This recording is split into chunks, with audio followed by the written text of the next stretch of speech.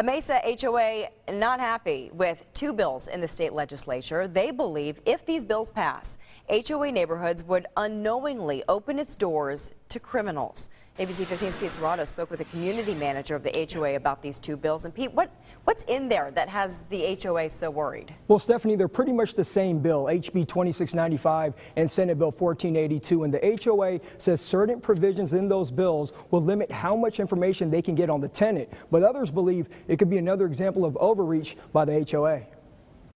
The Circle Tree Condominiums has a sign that reads resort style living, but that wasn't always the case. Ran into a fellow with a gun in his hand.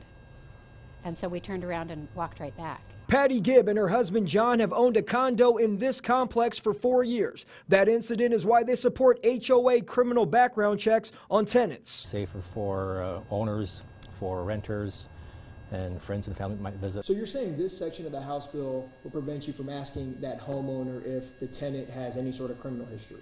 Absolutely. Community manager Dave Russell says House Bill 2695 and Senate Bill 1482 would not require a unit owner to do criminal background checks, only turning over the name, contact information, period of lease, and license plate information to the HOA. He says it would also prevent HOAs from requiring tenants to sign a crime-free lease addendum that gives HOAs the power to evict a tenant for crimes they commit on or off of property grounds.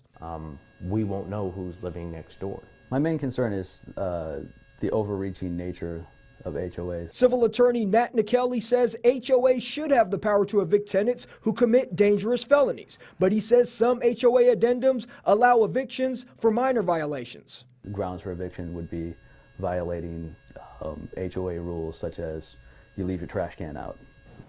And a community manager claims the background checks helped reduce crime in that complex by 50% since 2009, but there's no timetable when the House will vote on the two bills. All right, Stephanie? keep us posted. Pete, thank you.